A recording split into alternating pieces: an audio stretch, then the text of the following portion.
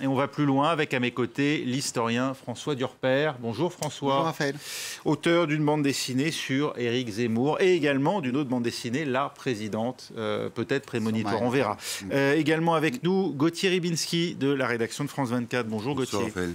Le cessez-le-feu semble tenir à Mariupol. Moscou s'est dit prête à ouvrir l'accès aux convois humanitaires depuis cette ville constamment bombardée depuis un mois en direction de Zaporijjie. Les autorités ukrainiennes prévoient d'évacuer les civils. 45 bus viennent d'être affrétés pour l'occasion. Les Russes tiendront-ils parole jusqu'au bout?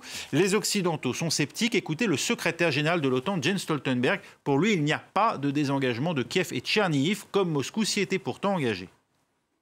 According to our intelligence, Russian units are not withdrawing, but repositioning. Russia is trying to regroup, resupply, and reinforce its offensive in the Donbas region. At the same time, Russia maintains pressure on Kiev and other cities. So we can expect additional offensive actions bringing even more suffering. De quoi douter que les Russes respectent le cessez-le-feu, François Durper? De quoi douter depuis le départ des Russes. Alors déjà, l'historien vous dira qu'en période de guerre, ce qu'on voit, et c'est difficile toujours à croire, quand on communique jamais pour faire plaisir à la presse ou pour informer les opinions publiques. On communique toujours en temps de guerre, dans des objectifs de guerre. Donc quand vous avez le numéro 2 de l'état-major russe qui s'exprime et qui dit pour la première fois, qui donne un objectif de guerre en disant c'est le Donbass et ça n'a jamais été que le Donbass, c'est évidemment de la communication. Mais pourquoi croire? Il y a quelques heures, les Russes nous disaient Kiev c'est terminé, il n'y aura plus de Kiev. Je crois que il y a quelques minutes, c'est encore une frappe sur Kiev. Donc je pense qu'il a raison et je pense que les Américains aussi ont raison depuis le départ parce que eux ne croient jamais ce que les Russes leur disent. Alors c'est pas simplement un argument d'autorité de dire il faut rien voir en période de guerre. C'est aussi la force des renseignements américains depuis le départ, la force de ces renseignements qui disent depuis le départ exactement ce qui va se passer et toujours. Et c'est pour ça que le département d'État et la Maison Blanche sont aujourd'hui extrêmement sceptiques sur le repli, même sur le redéploiement des troupes, sur la possibilité effectivement de pouvoir avoir une trêve à Mariupol. Et la force, finalement, il y a quand même un avantage dans les démocraties. Les démocraties sont parfois plus efficaces que les autocraties. C'est qu'elles peuvent avoir des services de renseignement capables de dire au président voilà ce qui se passe. Et capable de dire au président non, là vous avez tort monsieur le président. Ce qui s'est passé aussi du côté russe, c'est que les renseignements russes n'ont pas été capables à Poutine de lui dire exactement ce qui se passait sur le territoire, l'état de la population ukrainienne par rapport à la Russie. Et là, pour le coup, c'est une partie de la guerre qui est en train d'être gagnée par les renseignements occidentaux, en particulier le renseignement américain. Oui, les services de renseignement américains et britanniques, Gauthier, qui décrivent un président russe mal informé, en froid avec son état-major et craint de ses conseillers au point qu'ils ne lui disent pas la vérité. Ça vous semble plausible?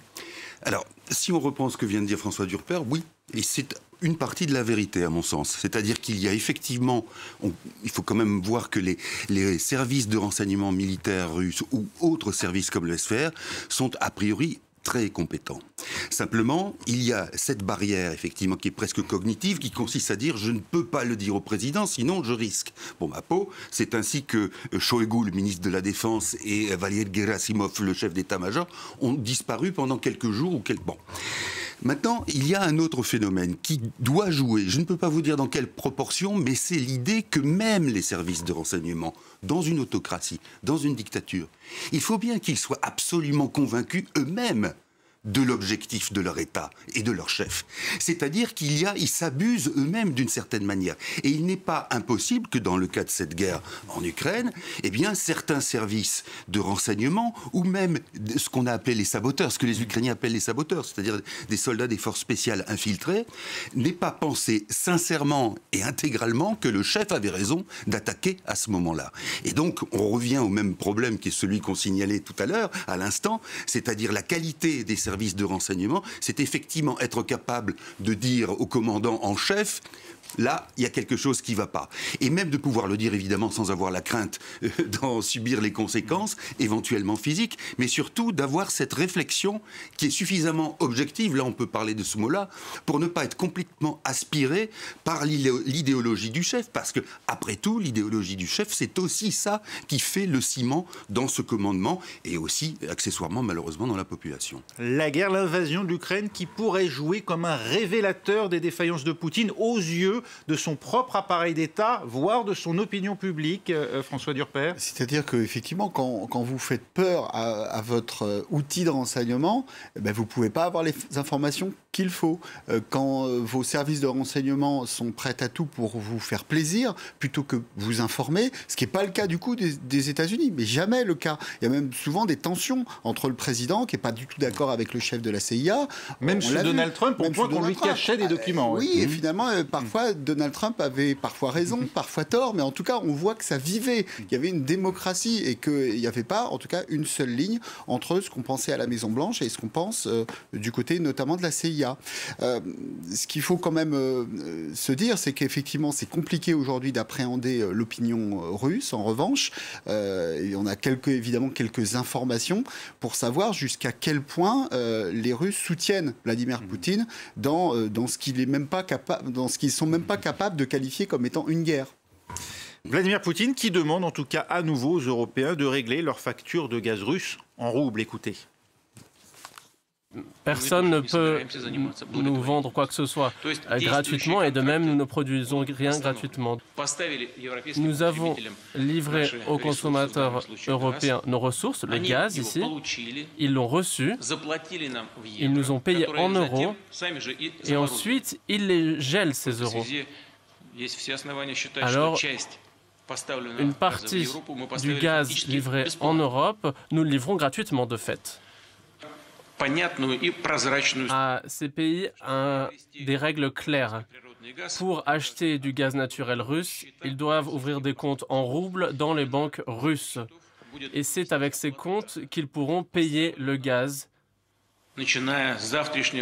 Ça commencera à partir de demain, le 1er avril.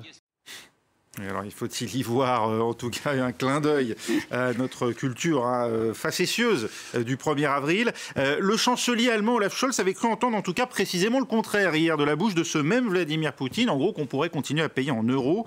Il joue avec les nerfs des Occidentaux intentionnellement, Gauthier Rybinski. Oui, parce que ça lui permet de se conforter dans l'idée que cet Occident est finalement léger, volage, désinvolte, prétendant défendre ses valeurs mais sans être capable de le faire dans la réalité, et au fond d'être un peu, de se payer de mots finalement. Ce qu'est en train de dire Vladimir Poutine à Scholz et à d'autres chefs de l'Ouest, il leur dit « mais les promesses ne concernent que ceux qui les reçoivent ». Et donc, je vous ai promis qu'il n'y aurait pas de paiement en roubles, ça n'est pas grave. Alors, on inventera éventuellement quelque chose d'autre, mais c'est vrai qu'il il joue avec ces nerfs-là parce qu'il est persuadé que de toute manière, les Occidentaux sont prêts à se coucher et y compris à se payer de promesses. C'est-à-dire de dire, oula, il y a peut-être une chance d'atténuer la chose, d'apaiser la guerre, sautons dessus.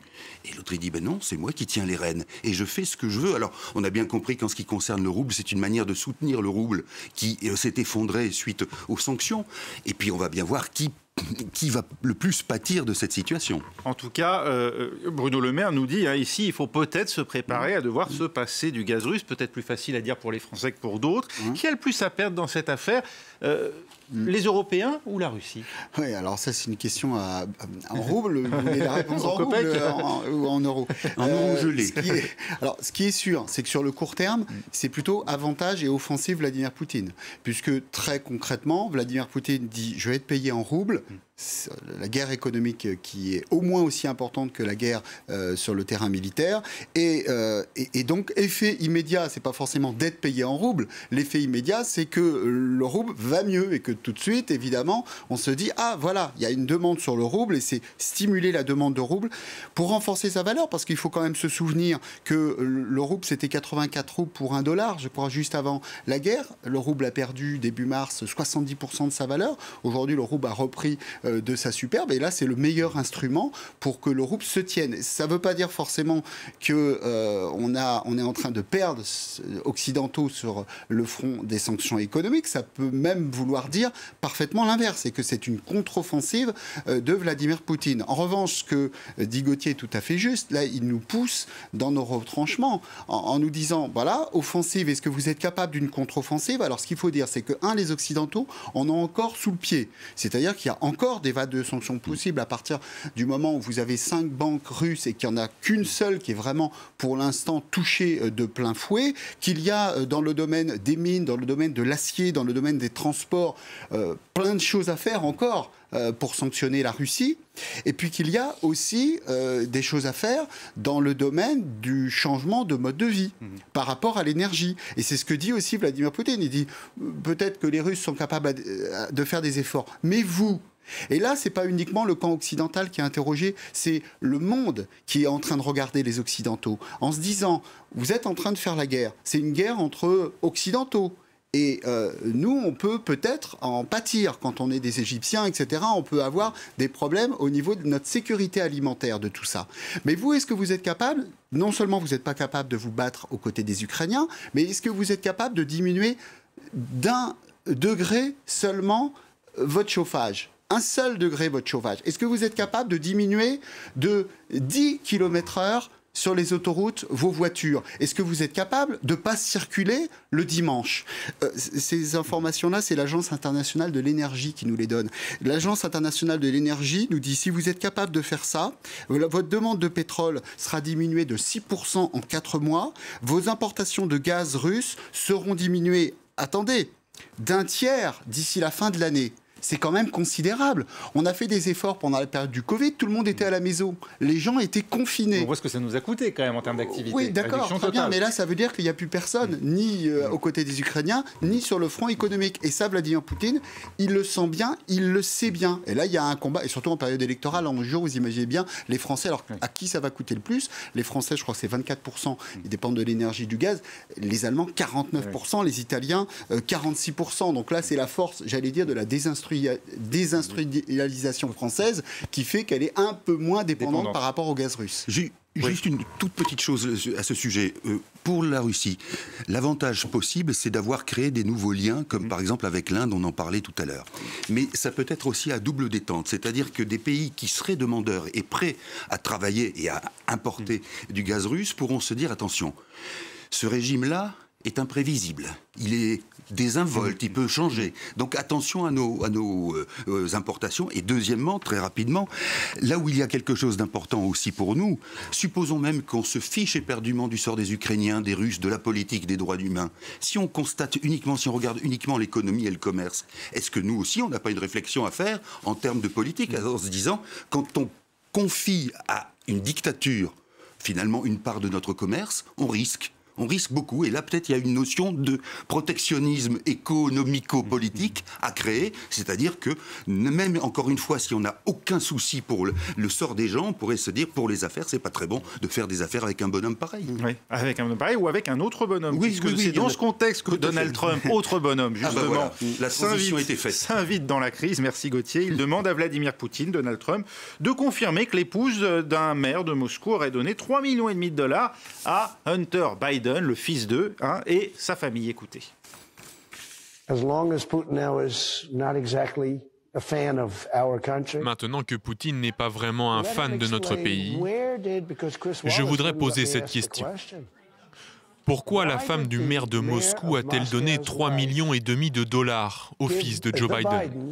C'est beaucoup d'argent. Elle a donné 3,5 millions de dollars. Je pense que Poutine connaît la réponse à cette question et je pense que nous devrions savoir la réponse. Maladresse, il est bloqué dans l'espace-temps en 2020, Donald Trump. En tout cas, c'est ce qu'on appelle une obsession, l'obsession des Biden. Lui, il pense à 2020, il pense aussi à 2024, il pense apparemment assez peu à la crise ukrainienne, il pense apparemment qu'il ne faut pas nécessairement soutenir le président en place. Quand il s'appelle... Ben pourquoi? Parce que lui, il estime qu'il devrait être président, qu'il devrait avoir gagné l'élection. Ce n'est pas la première fois. Alors, comme on n'a plus Twitter, forcément, on a l'impression qu'il sort de sa boîte. Mais en fait, ça fait quand même un petit moment qu'il est essaie d'embêter Biden. Le 21 mars, je vous rappelle, interview sur Fox News, où quand même il dit la prochaine fois que Poutine dit le mot nucléaire, on lui envoie nos sous-marins nucléaires. Excusez quand même de la finesse du truc. Juste avant, c'était à la Nouvelle-Orléans, et juste d'un mot, et pour finir, c'est quand même savoureux, il dit c'est très bien, on va envoyer des avions américains déguisés en avions chinois. Des F-16, hein. Comme si les Russes n'étaient pas capables d'identifier des F-16. Formidable, et les Russes vont s'attaquer aux Chinois. On ne sait pas si c'était une blague, c'est absolument Dr Folamour, c'est complètement délirant, mais en tout cas, on voit quand même qu'il a en tête 2024, il fait tout pour gêner Biden. Deux choses. Ce que fait Donald Trump en psychologie pour les enfants, ça s'appelle du syncrétisme enfantin. Vous savez, vous prenez un beau tableau ou une photo avec des arbres, des maisons, des personnages très riches, et en bas à gauche, il y a un ballon. Eh bien, l'enfant va regarder le ballon et va retenir le ballon comme étant symbolique de l'ensemble du tableau. Ça, c'est la première chose. Et ça, c'est Donald Trump. La deuxième chose, c'est que le maire de Moscou dont il parle, il n'y en a pas eu 36 000 depuis 2010, c'est Sergueï Sobyanin. Sobyanin, c'est quelqu'un du sérail, de la maison Poutine, on va dire. Et si sa femme, par hasard, avait trempé dans une histoire où il fallait remettre des fonds à Hunter, je peux comprendre que même Vladimir Poutine, et par amitié, s'il en a, je pense pas, mais pour Donald Trump, ne se prononce pas sur cette question. Merci Gauthier, ce sera le mot de la fin. Merci également à vous François Durper. On se retrouve dans 4 minutes pour un nouveau journal.